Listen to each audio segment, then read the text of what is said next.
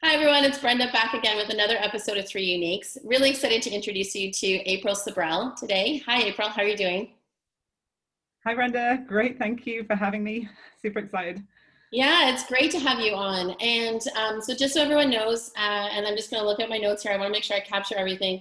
April is the CEO and founder of Retail U, so we'll find out a little bit about that.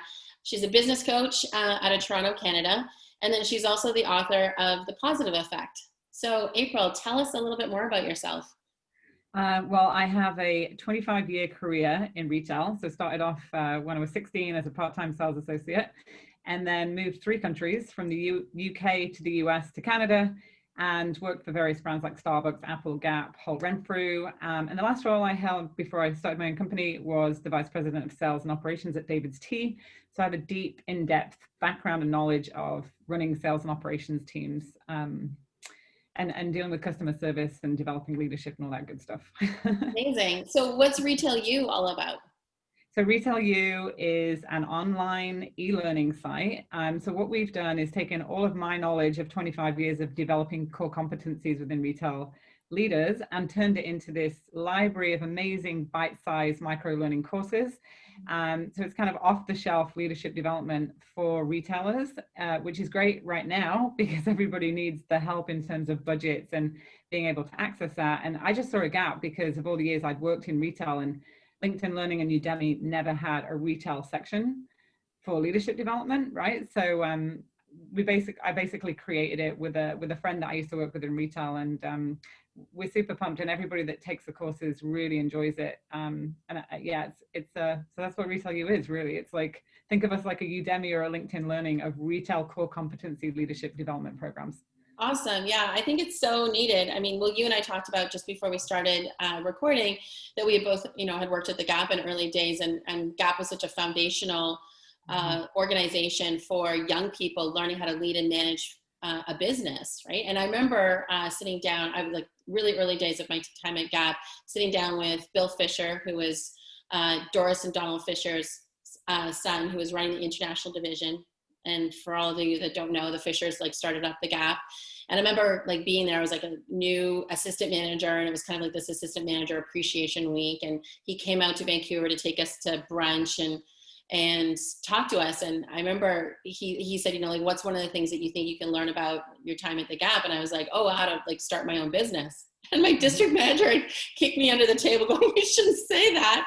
And he was like, that's fabulous. That's amazing that you think that the foundation of what you're learning here can help you one day start your own business. So Yeah, I actually got to Yeah, actually got to meet Don. I got to meet Don and Doris Fisher when I was an assistant manager.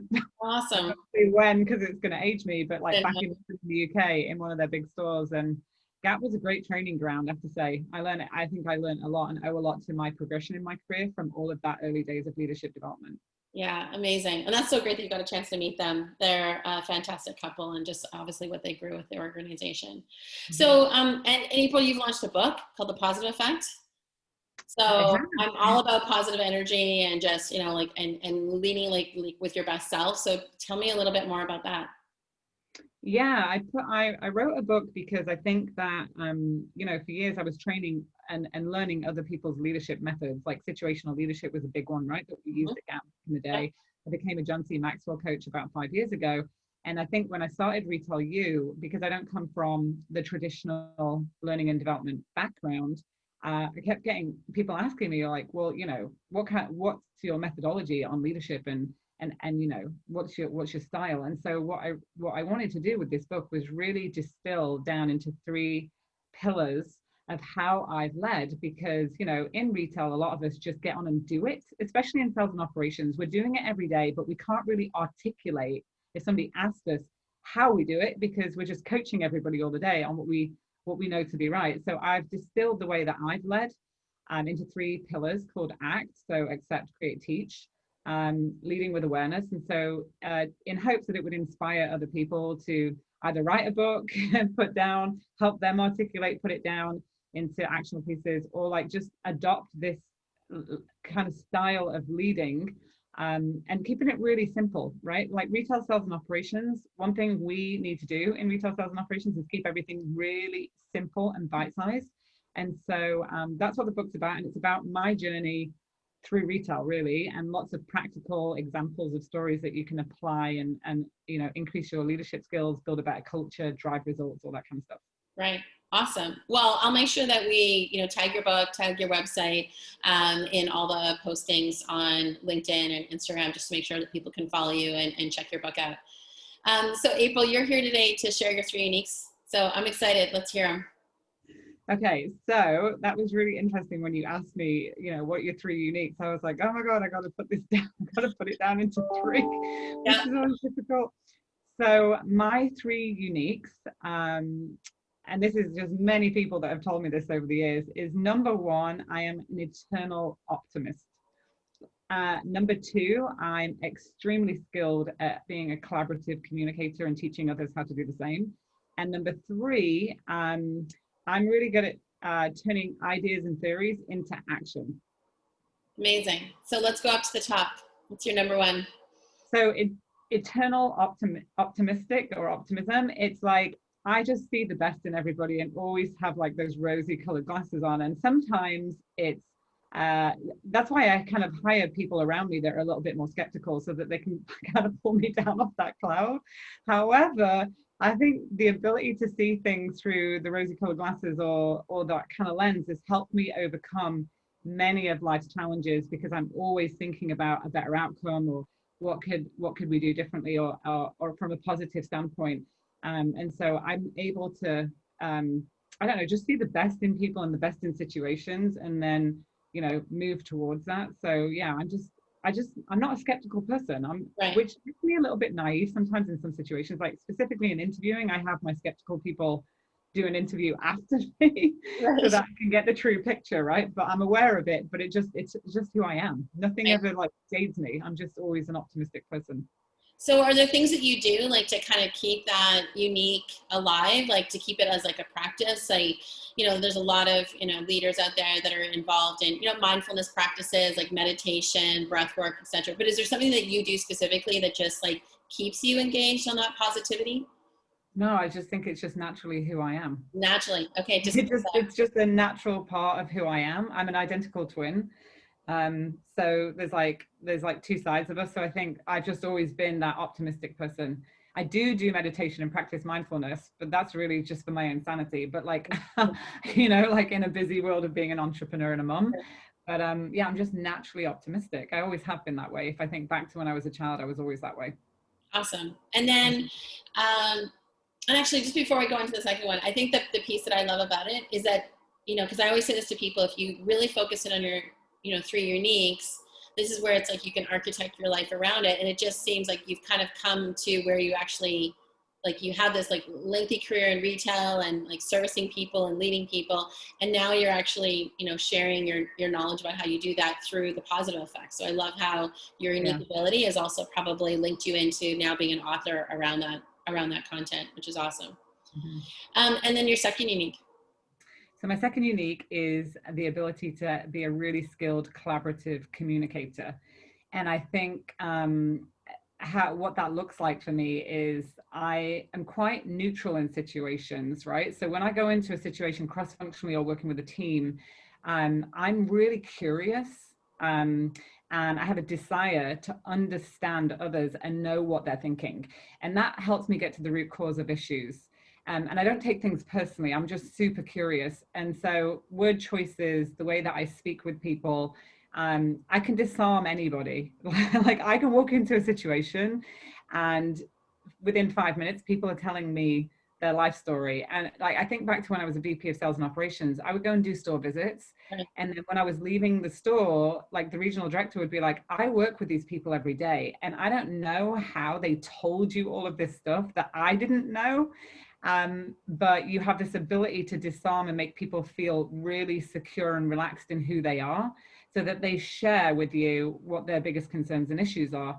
And I think that's so important, especially in today's leadership, because your title goes before you. I write about this in the book. It's like your title goes before you when you have a big title. And I always said when I was a store manager, and I remember these big visits that I used to have, that my DM, like you said, your DM kicked you under the table. Your DMs would make you feel really nervous. And I never wanted to be that person, because I want to be able to get to the root cause of issues so that can help solve them. you Right. know, and create a better environment for our customers and employees. And so I think that's where I was able to do that was when I was working, when I got to the executive level and I was able to bring people together and not work in silos and kind of, you know, help people gain a better understanding of root causes through that collaborative communication style. And that takes a lot of putting your own agenda aside, you know, being a really good listener, Mm-hmm. you know, really practicing those kind of skills and the choices of words, like seeing how people respond to certain words when you're speaking, because, you know, you can get people's fight or flight mode up and you want to disarm that as much as possible so they can feel like comfortable in who they are, to be really honest. Yeah, I love that. That's all about, really being that servant leader, because it's not about the title, the hierarchy, the rank, it's like, or the positional power. It's how can I remove problems for people? How can I get people linked together? Like, you should talk to this person, you should leverage this person, to like resolve things or to push things forward. So the fact that, you use that position at, say, like a 30,000-foot level where you can see where everything's laid out and then, get people collaborating or problem solving, I think is really important, right? And reduce those log jams that sometimes happen in big organizations like you've worked in. So that's awesome. And your third unique. So I'm able to turn theories and ideas into action by keeping things really, really simple. And people tell me that all the time because, I'll be in a meeting or I'll hear things going on or strategies and then just turn it into like something really simple that everybody can execute. Because I think when you keep things simple, it makes it easier for people to take action on. And that's what's so great about the Retail U courses, that people that take the courses, the managers love it because it's so simple, the content and the way that it's delivered, but it causes a trigger of an action for a behavior change, like immediately. It gives them something to be able to do and, again, just take action on it. And I think that's really important because I've sat in so many meetings where people are just talking about theories and ideas and strategies, and then like you walk out of it and then nothing ever happens. So it's one of the biggest challenges for organizations to like sit together, collaborate, but then who's taking it away? What action are we taking? What's the best step forwards? And I think what I'm able to do is really take things and help people turn it into action, whether that's the way that they're having a conversation, whether that's a process that's going to get rolled out that actually makes a difference to everybody, and just simplifying it. I always listen to my employees and customers. And I think that those two key populations will give you the answers that you need, really, to take direct action, but take it, right? Like, don't just talk about it. Right. Right. So I know somebody said to me last year, every time I watch you learn something, like you read something, and then all of a sudden 2 weeks later, I'm actually seeing it in practice. And that's just because I love to learn and then apply. Right.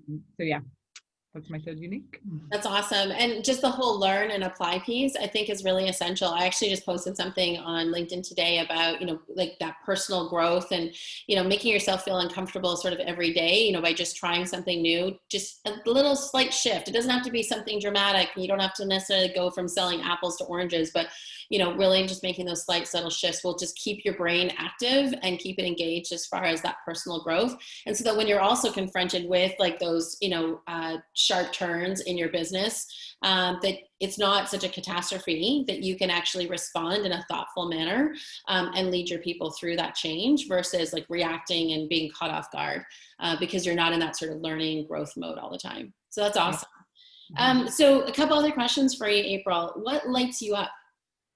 What lights me up? That's a Yeah. great question. or even who lights you up, like if it's even a specific person. Yeah.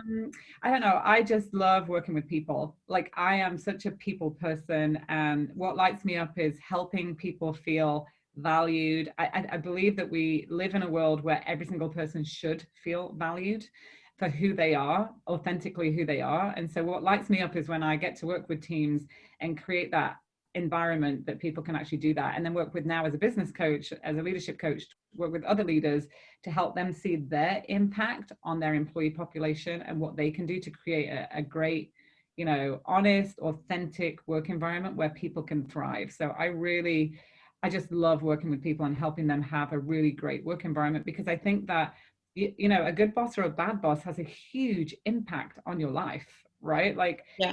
a lot of people spend 40 to 60 hours at work.